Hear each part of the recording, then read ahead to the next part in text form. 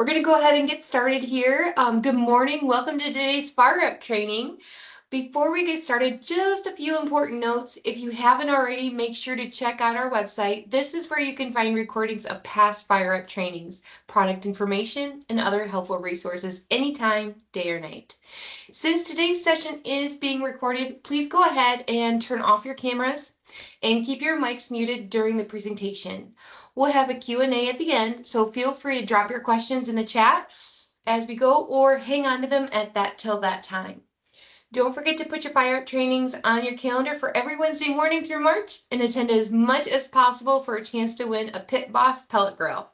Now, let's get to the real reason you're here this morning. We are excited to have Ann Phillips and Roger Bowman with us from New Leaf Symbiotics on protecting with TS601 Bio-Fungicide, building a biological shield against disease. So I'm going to pass this over to Ann and Roger. And if you have any questions, again, please plug them in the chat. And thank you so much for joining us today.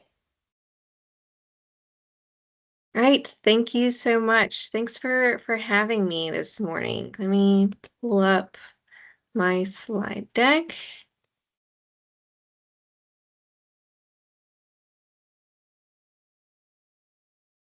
Go. Anyone see my screen? Looks great, Ann. Okay, great. Thank you. My name is Ann Phillips. I'm a senior scientist here at New Leaf Symbiotics. It's my pleasure to be here today. I am a plant pathologist by training, so this has been really exciting to launch our newest product with Newfields, which is our TS601 Bio-Fungicide. First, I'll go into kind of a background on a reminder of what PPFMs are and what they can do for your crops, and then into the main conversation about TS601. All right, PPFMs. These are the type of microbes that New Leaf Symbiotics works on. They are called pink pigmented facultative methylotrophs, which is a big mouthful. But what that means is that they are pink. So if you see all of our branding is pink, they're naturally pink. They produce a carotenoid, which is a UV protectant, and that makes them pink. And then they are facultative methylotrophs. So that means that they feed off of methanol, which is naturally exuded by the plant. A couple of key points about PPFMs. So this is the most abundant bacteria on the leaf surface. So they are ubiquitous. You can find them wherever we have taken a leaf and taken it into a lab to test. You see a PPFM. The purpose of New Leaf Symbiotics is to find the isolates that are best for each product concept. So if we are looking for a biostimulant for soy, which of these isolates is best for that? If we are looking for a bioinsecticide for corn rootworm, which of these isolates is best for that? So these are naturally occurring. They have a natural symbiotic relationship with the plant. We're just finding the right isolates for the right mode of action. Like I mentioned before, they have a unique methanol metabolism. So this is a waste product that the plant exudes as it grows. There is no energy drain from the plants. They're not feeding off of the root exudates like a lot of other microbial products. They have this specific niche on the leaf surface that allows them to feed in a symbiotic relationship without having an energy drain from the plant. And then finally, they're robust colonizers. So when we apply them on seed in the planter box, however you apply them, they will colonize the whole plant.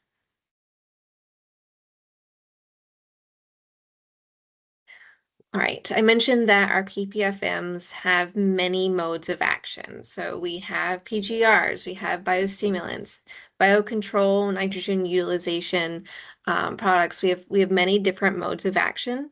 The products that you would be familiar with for biostimulants, we have one for corn and one for soy, and then BioStealth provider corn is our TS201 corn rootworm insecticide, which is having an expanded label this year.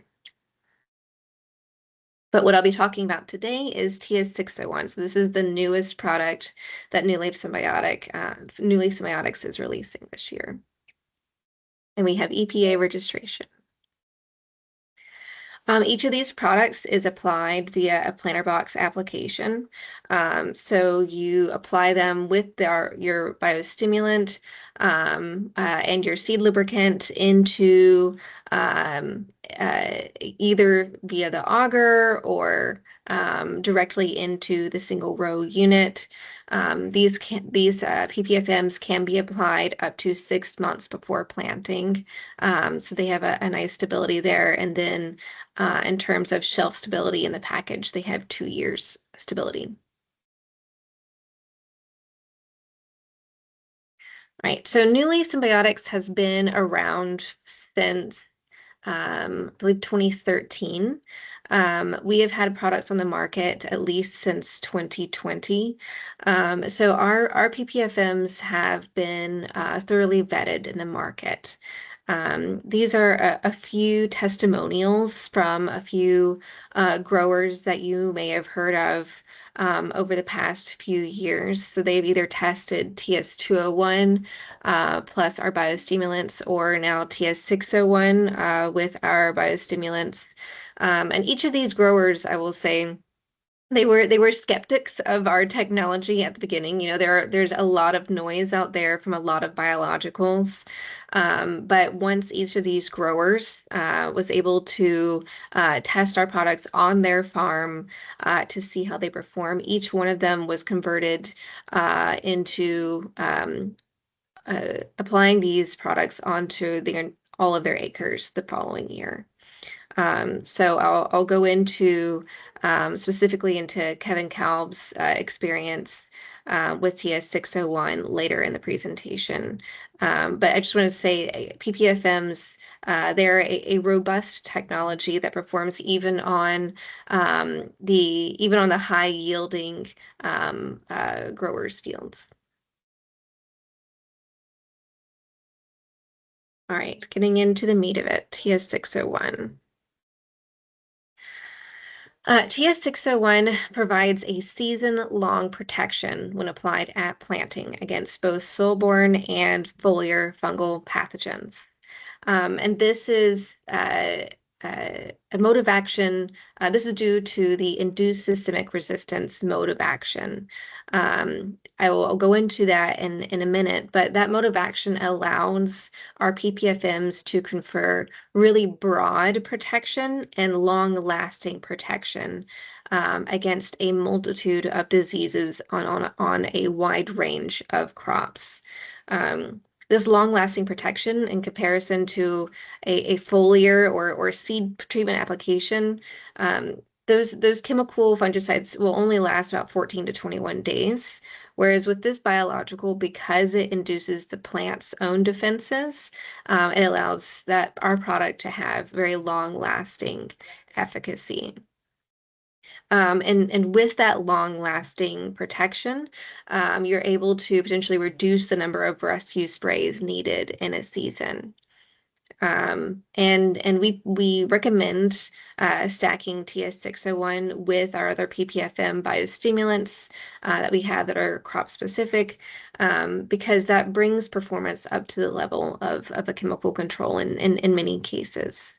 Now, this is not a silver bullet. This is not a product that will completely rid you of any disease, but it does supply broad-acting, long-lasting protection that can be a tool in the toolbox for your fungicide program. All right, the mode of action, TS601.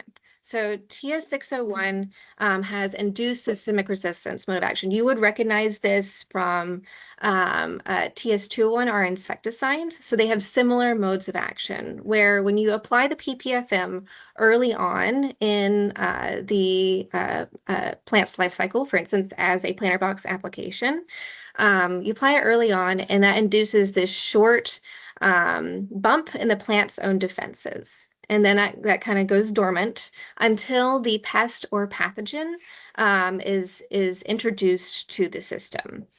So TS601, when you apply it early in the season, once the pathogen attacks, whether that's early or late, it will allow the plant to induce its own defenses earlier and stronger than it would otherwise.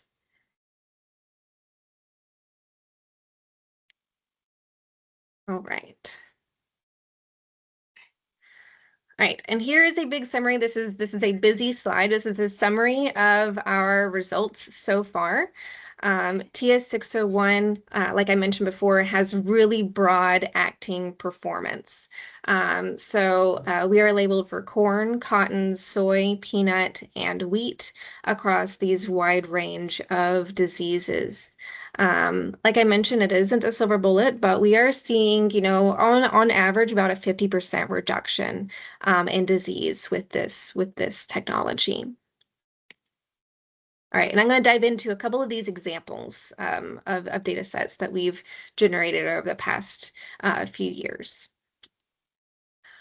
All right. The big story of this past year, as you know, was southern rust. So this is a disease that is often found mostly in the south, but it really spread up towards almost to Canada this year.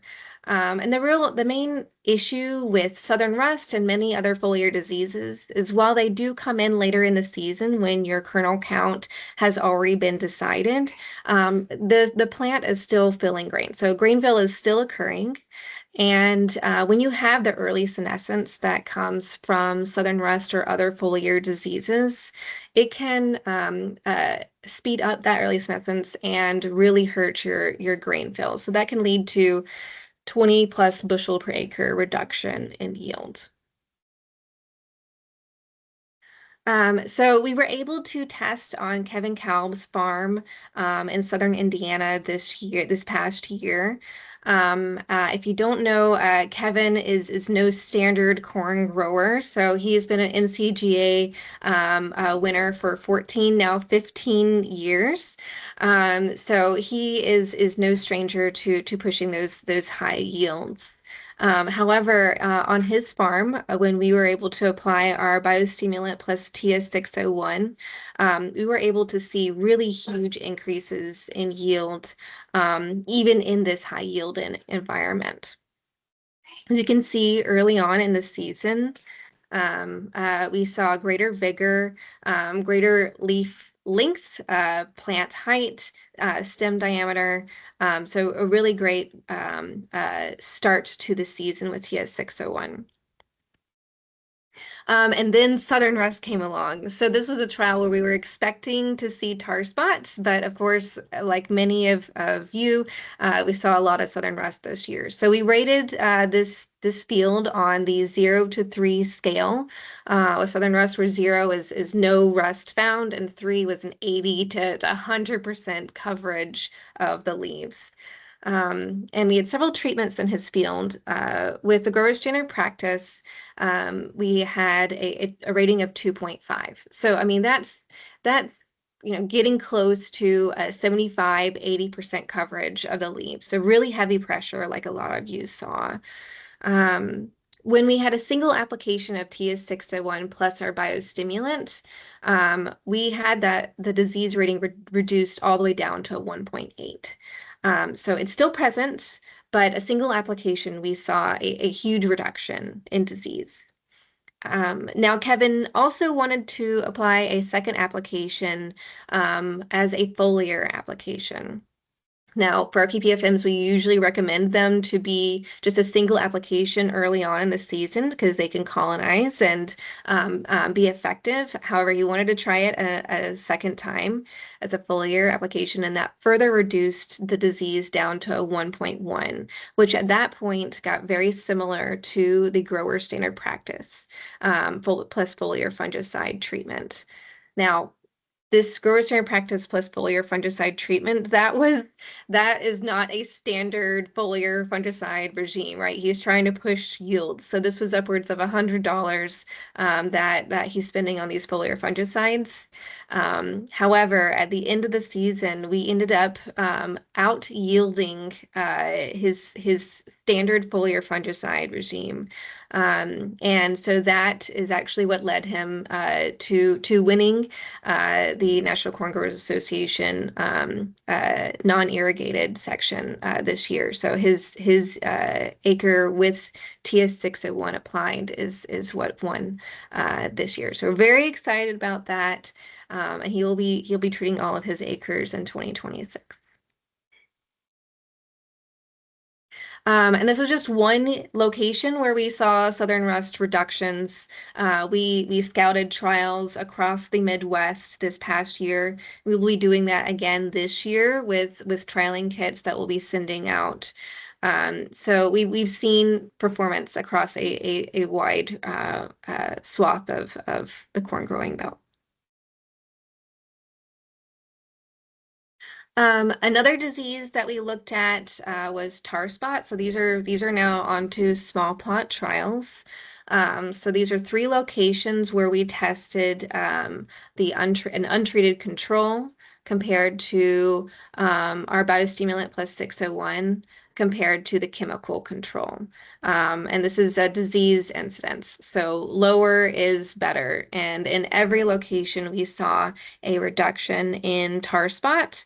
And it didn't get to the same level as the chemical control, which is Delaro Complete here.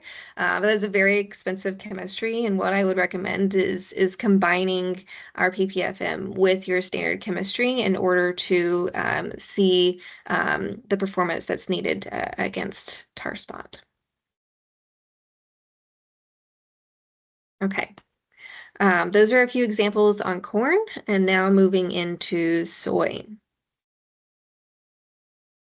All right, white mold. White mold is a major disease on soy, as a lot of you know, especially in the northern states. For white mold, when we've tested against it in the greenhouse, we've seen a really nice delay in incidence. So we've seen a delay in the progression of the disease in terms of whether or not it's present on how many plants. We've also seen, on average, about a 50% reduction in the severity of that disease. So, how much of the plant is covered by that pathogen? And this is a really nice example of what we've really seen across many different diseases, that delay in incidence and that reduction in severity. And the importance of that is if you can delay incidence for a few weeks, then that can give the grower some flexibility on when they need to do a rescue spray. I will also say we did a lot of field scouting this year. These images on the right are from when we scouted a few locations. And in one example of a grower's field, my boss was scouting, and on the location on the strip that had the grower standard practice. She counted 47 plants that had white mold present. And on this TS601 treated strip, she only saw three. So this is a huge reduction in white mold, and we'll continue to be assessing that performance throughout the coming season. Another example disease set is on SDS. So, soybean sudden death, as you know, is a major disease across a large portion of the United States. We tested TS601 against SDS on 5 different locations. And across all 5 locations, we saw a reduction at 4 out of 5 locations. So really consistent performance against this really highly variable disease. So we're really excited to see, that consistent performance in these small plot trials. And again, with 601, we're applying these as a planter box application, a single application at the beginning of the season. And once you have that single application, you're seeing some season-long performance there.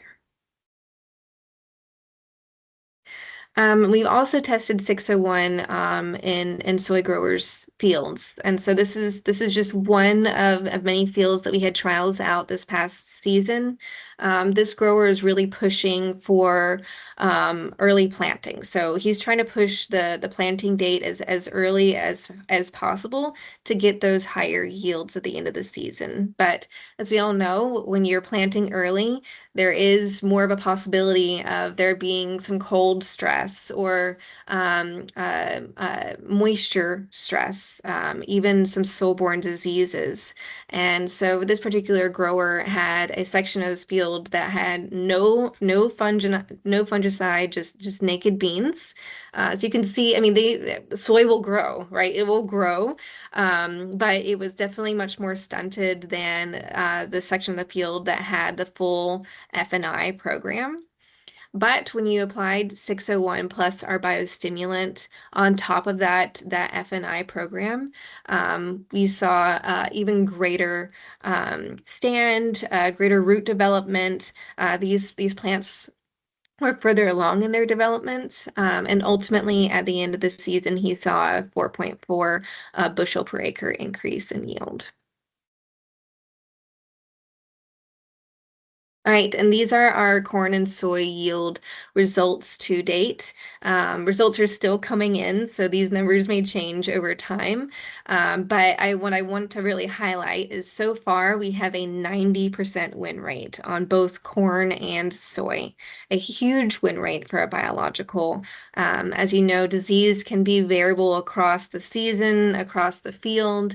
To see a 90% win rate is really astounding and exciting for this new product that's being launched this year. All right, and I did just want to touch briefly on to some cotton diseases, 'cause that's also on the label. Cotton is attacked by many different soil-borne diseases, including rhizoctonia. Rhizoctonia is a pathogen that attacks the hypocaudal. It can cause stunting. It can cause damping off. As you can see here, it can range from just a little discoloration to full collapse of the hypocaudal. And so we ran a few small plot trials against TS601 this year. And in 2 locations, we tested 601 against a chemical control. So if you can see, the disease incidence progresses for the pathogen control in black here. It still progresses with the chemical control and with TS601 plus our biostimulant. However, that progression is significantly slowed down. So the delayed in incidence is one of the main factors that we see with TS601. And in this particular set of trials, we actually saw about a 50% reduction in disease again, and to the point where it was even slightly better than a chemical control here. Right, that is all the data I have for you today. I just wanted to put a plug in for our Pink Performance Tour. So this is a set of videos that we released this year over the season. It's on our website and on LinkedIn, where we have tested our PPFM technology in growers' fields to see how they work in a real-world situation and get the growers' input on that. Right, with that, I'll turn it over to questions. Thank you. Awesome. Awesome. Awesome. Thank you so much, Anne. We really appreciate it. That was a wonderful presentation. We're going to go into our Q&A section for the next 10-15 minutes, and we'll discontinue the recording at this time and encourage you to take this time to ask the experts the questions. We will answer the questions in the chat that came through during the training. I didn't quite see any. And if you held on any questions, please raise your hand or unmute yourself. If you think of a question at a later time, please reach out to your local Newfields Ag reseller or business development manager or contact our office. All contact information can be found on the newfieldsag.com. If you are jumping off now, we hope you have a blessed day and thank you so much for joining us. So I'm going to turn off the recording and looks like we do have some raised hands here.